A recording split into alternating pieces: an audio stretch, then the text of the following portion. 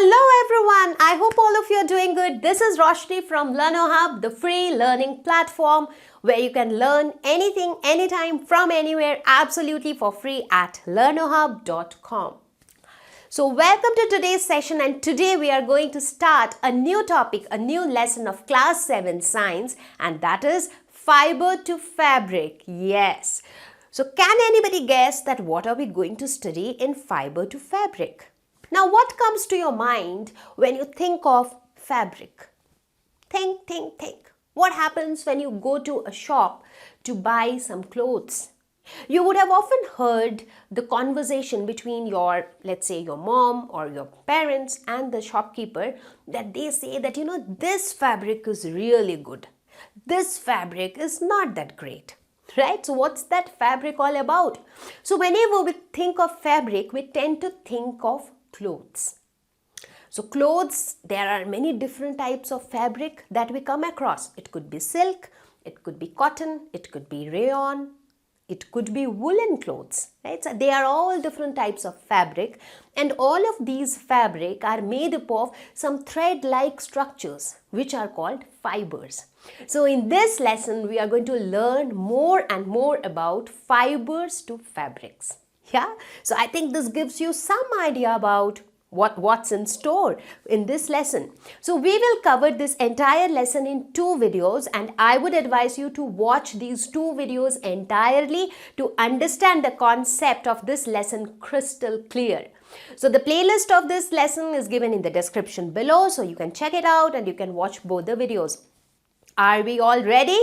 Are you ready to learn with me? Let's get started.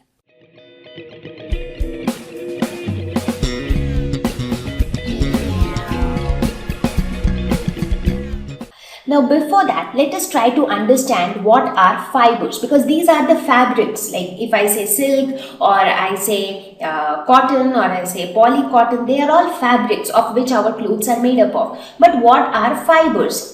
So fibers are thread-like structures which form the fabrics. So if you look at a woolen sweater, or if you look at a wool, so the wool itself consists of a lot of thin threads or filament-like structures. So these threads, they are nothing but fibers. So fibers together form when woven together, they form fabrics. So these are thread-like structure which forms the constituent of various composite material.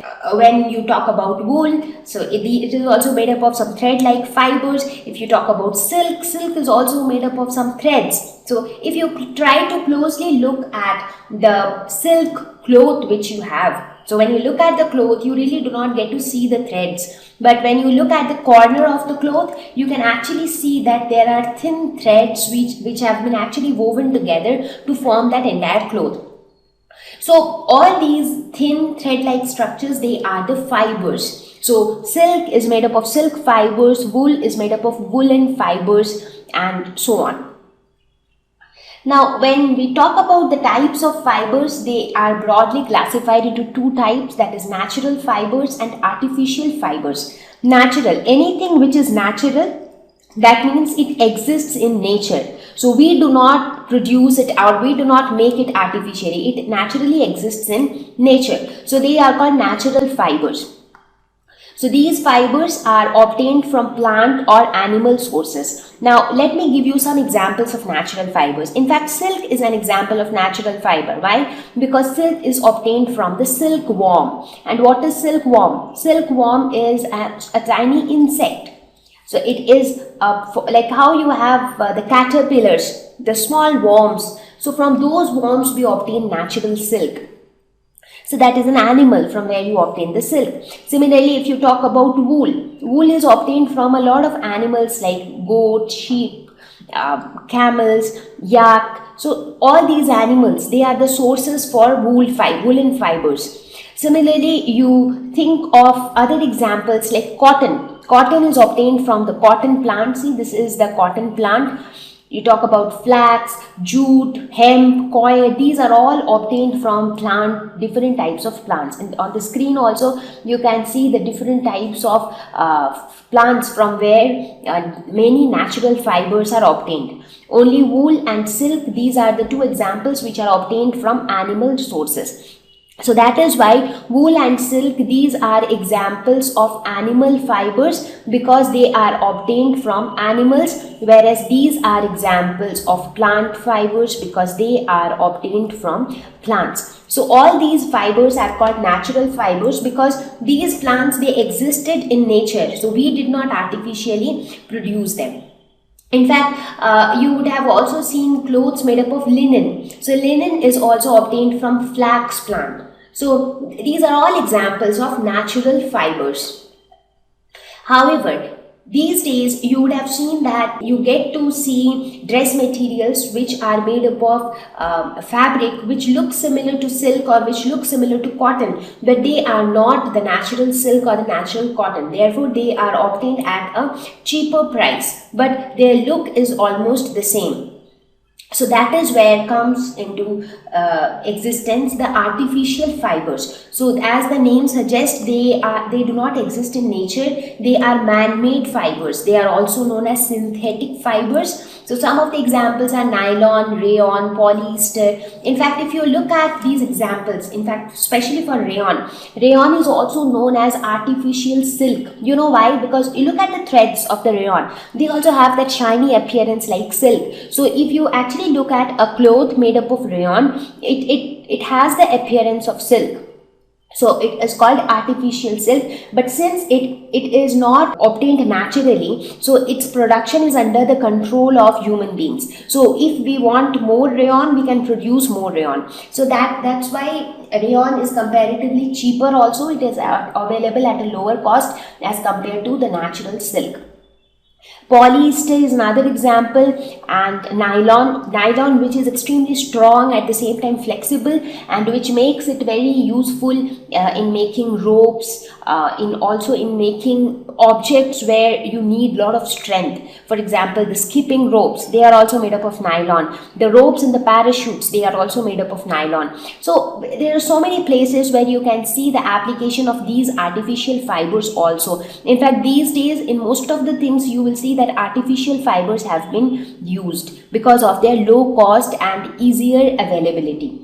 So as I discussed, based on the sources of these natural fibers, those fibers which exist in nature, whether they are obtained from plant or animal sources, they are classified as plant and animal fibers. So examples of plant fibers would be cotton, jute, linen, flax, coir. These are all examples of plant fibers. Cotton, jute, flax, hemp, coir. So they are all examples of plant fibers.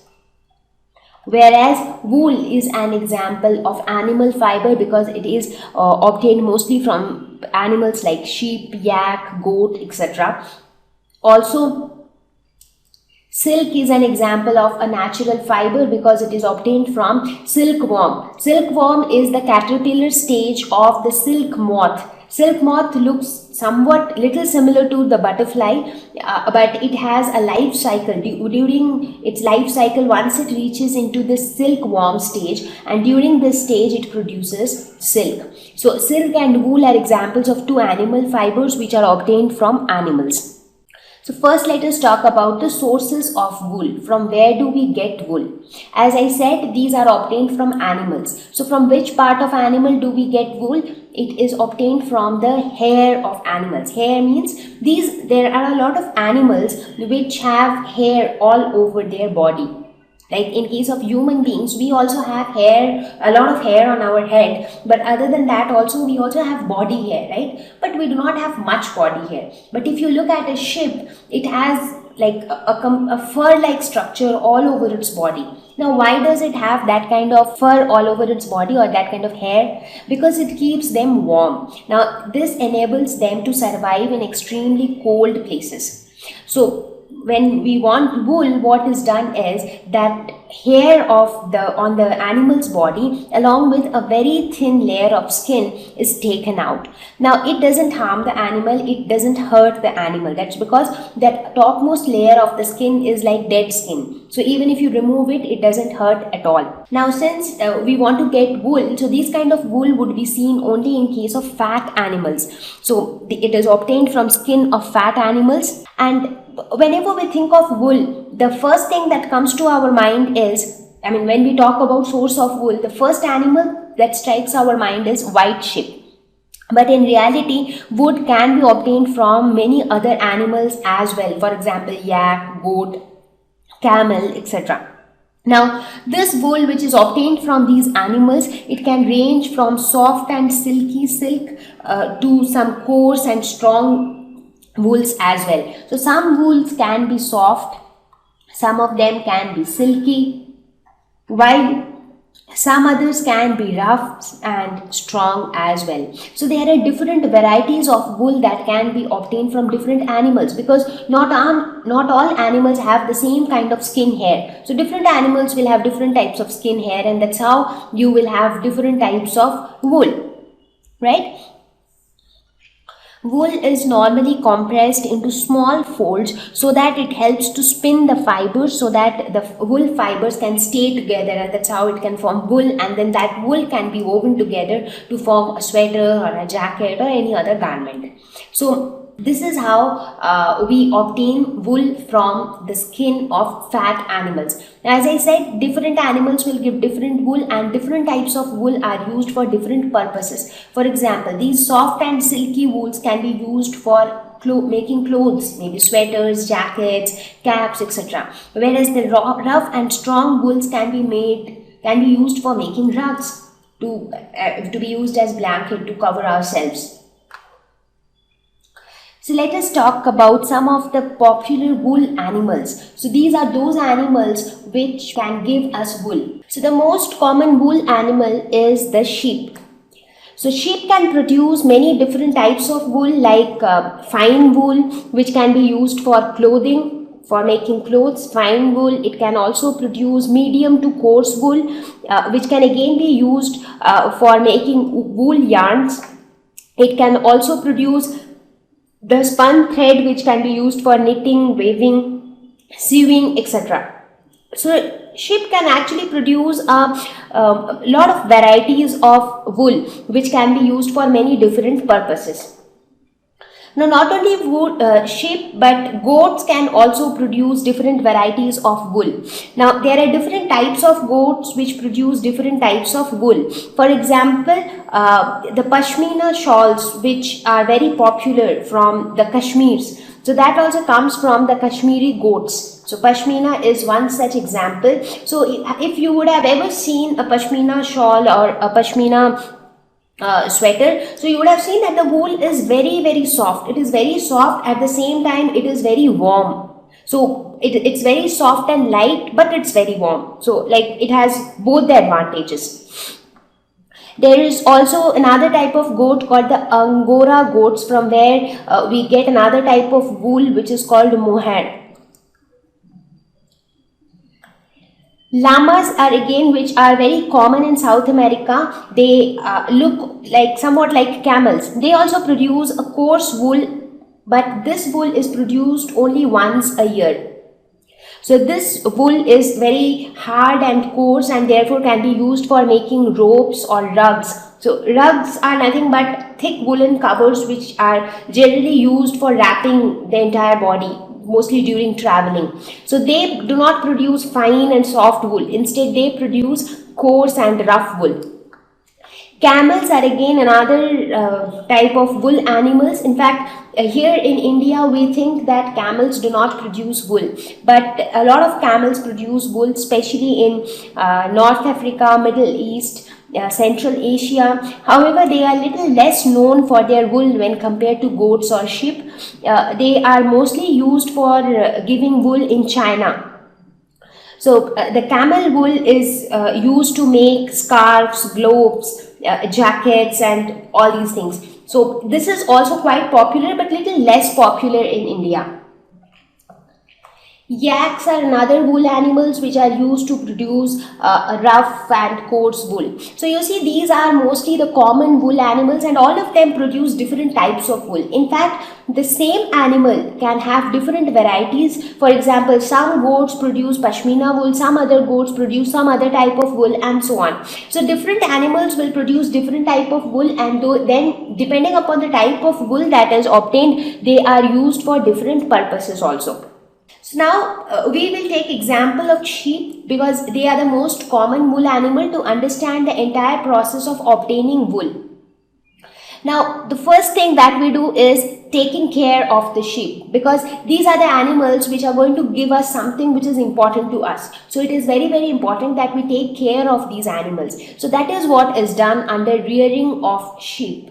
So what do we mean by rearing? Rearing involves feeding the sheep properly, taking proper care of them, maintaining good hygiene so that they do not suffer from any kind of diseases. So it's like overall taking proper care of the animals. Now, sheep generally they are herbivores, so they mostly feed on grasses, leaves and plants. So they are herbivores, so they are directly dependent on plants. However, they also feed on pulses, corn, grains, dry fodder. These are also some of the food items for sheep.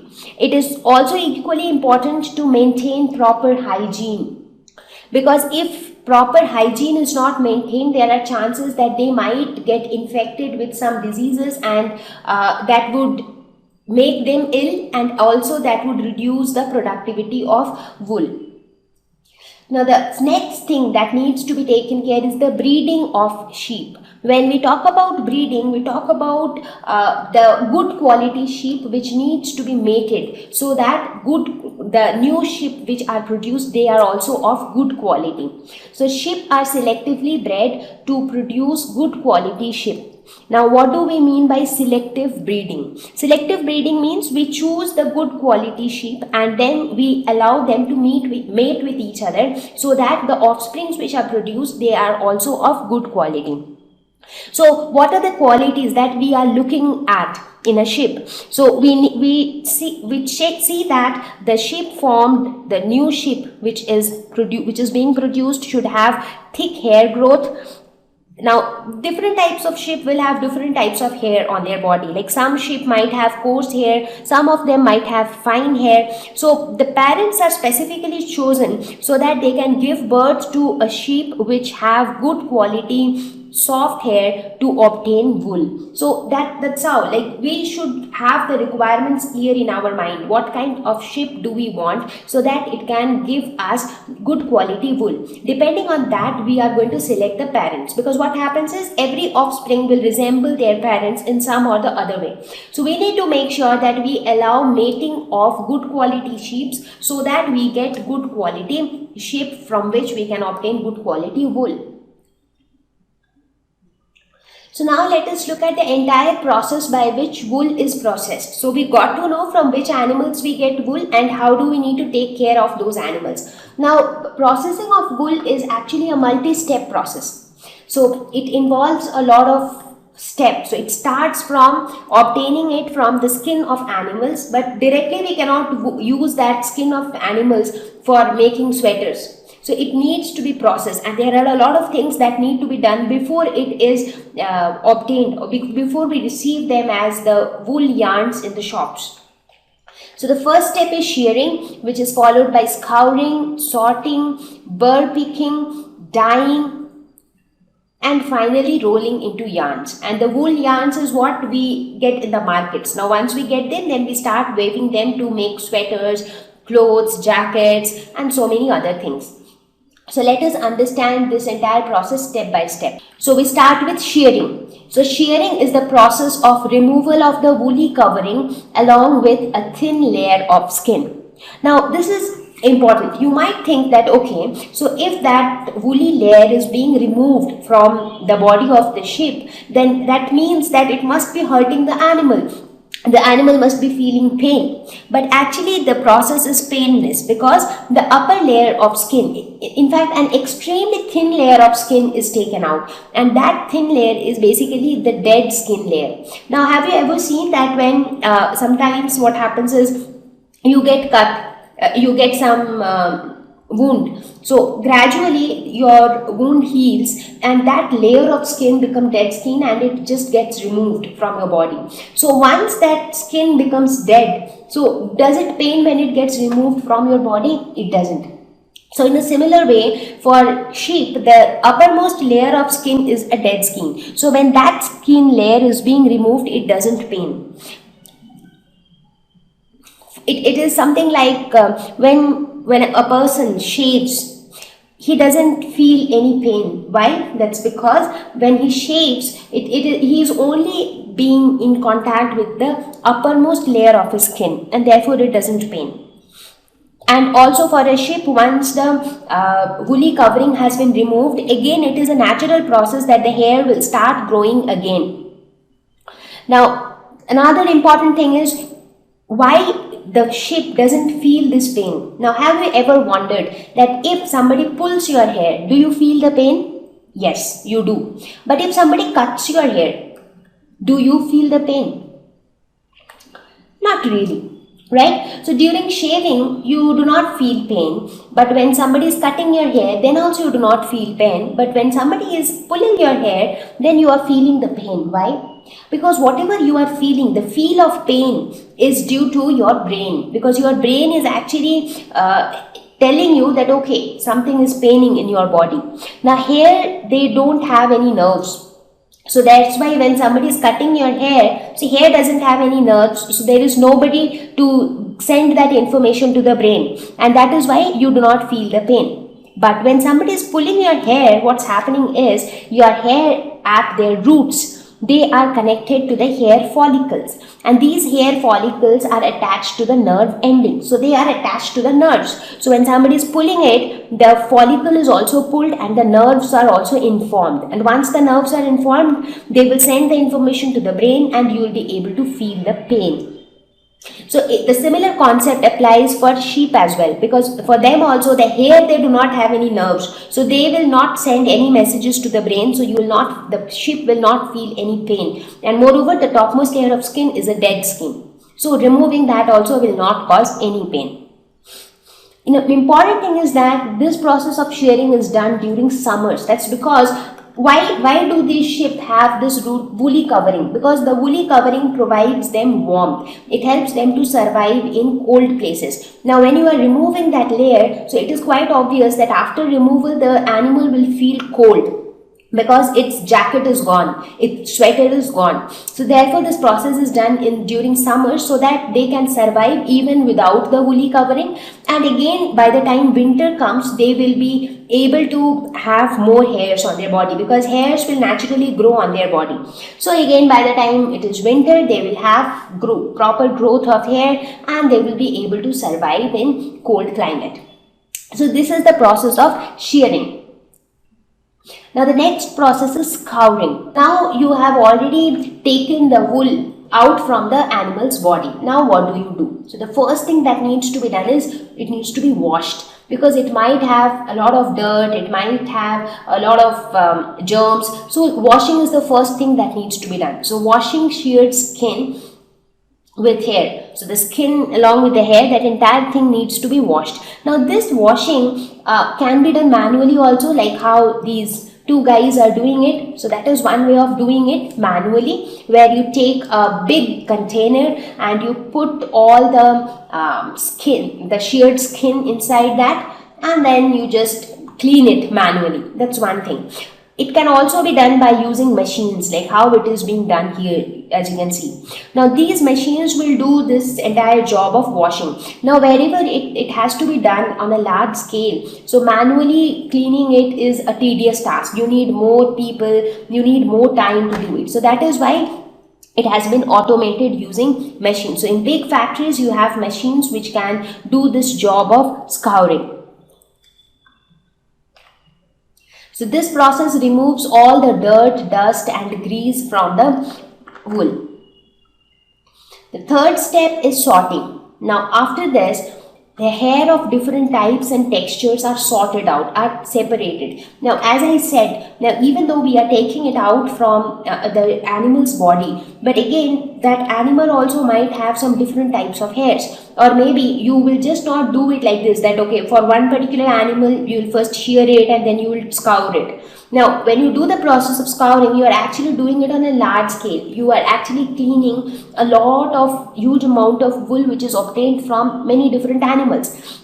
So at this stage you actually start separating the wool based on their type and texture. So whichever is fine wool, they are all put together, whichever is coarse wool, they are all put together. So that means they are all separated depending upon their texture and their types. So as you can see in the picture, this is how the scene looks like inside a factory where wool is being scoured and sorted out. So here you see they have been separated on different tables. So that you can distinguish which one is which type of wool, because depending upon their type they are being used for different purposes. Next is burr picking. Now what is burr and why do we pick burrs? Okay, first let's try to understand burrs. The burrs are small fluffy fibers. Now have you ever seen, when you wear your woolen clothes, sometimes you will see that in the wool itself, even though the entire sweater or the entire jacket looks smooth, but still within the wools at certain places you see some fluffy structures, some ball-like structures, very tiny ball-like structures. So they are called burrs. So these burrs are just like the rose plants. The rose stem has thorns. Similarly, the wool fibers also have burrs. So it's like this, knot-like structures which might be present in the fibers at certain places. See, this is how the burrs would look like. So it is like a very magnified image of the burrs. They are just bubble kind of structures on the wool itself. So due to the presence of these burrs, wool get a scratchy surface or a scratchy feel. Now some soft wools have less burrs while some other wools might have more burrs. So it is important that we try to remove as many burrs as possible, because if you have a lot of burrs, the wool would lose its soft feeling, and that is not nice. So how are the burrs removed? So the burrs are scoured and dried again. So at this stage, when you have actually separated different types of wool, now what do you do? Wherever you see burrs, you repeat the process of scouring there. That is, you repeat the process of washing them. So when you wash them again, you just stretch them, the bubble-like structures, and then you dry them again. So this process will actually help in reducing the number of burrs. So burr picking is a very important part of wool processing. Now once this is done, then it's like you are almost towards the end of the entire process, because now you are going to dye. So dyeing is like, we wear sweaters and jackets of many different colors, right? But that doesn't mean, if I wear a green sweater made up of green wool, that doesn't mean that a green ship had to exist. Now mostly the sheep, they are of white or brown or cream in color. So these colors of wool which are obtained, so these wool fibers are then dyed into many different colors so that we can obtain it for multiple colors. So these hair is drawn into fibers. So now it's this time when you actually get the wool fibers. So now all the hairs, they will not have burrs, they will not have any dirt, dust, grease, anything. So now you will, but they were all in a tangled form. So now they are all stretched to form thin fiber-like structures, and then they are dyed into many different colors. As you can see here, the woolen fibers have been dyed into red, blue, grey, and so many other colors. So that's how it is being dyed, so that it can be used for making many colorful woolen wear. And then finally the last step, that is rolling into yarn. Now when everything is done, you have already got the woolen fibers. So now is the time when you need to comb them just to make them smooth so that they don't get tangled anywhere, and then roll them into yarn like this. So these are called wool yarns. So now if you roll them like this, it becomes easier to handle them. And now I'm sure you would have seen your moms or your grandmoms making sweaters. using this wool yarns. So they purchase this wool yarn, and then it becomes very easy for them to handle it when they are actually weaving it to form a cloth. So you see here, you can see the wool fibers which have been dyed, and then they have been dried. Now after dyeing, after you dye them into different colors, they also need to be dried so that the color like stick to them. So here you see the red wool, brown wool, green wool, blue wool, and so on. So these are the woolen fibers, and they will be then rolled to form yarn like this. Of this video. However, there would be a next video coming up very soon. So if you really like the video, do not forget to share it with your friends. And if you have a feedback for us, do let us know in the comment section. We will be more than happy to hear from you. I'll see you all very soon with the next video. Till then, stay home, stay safe, take care. Bye-bye.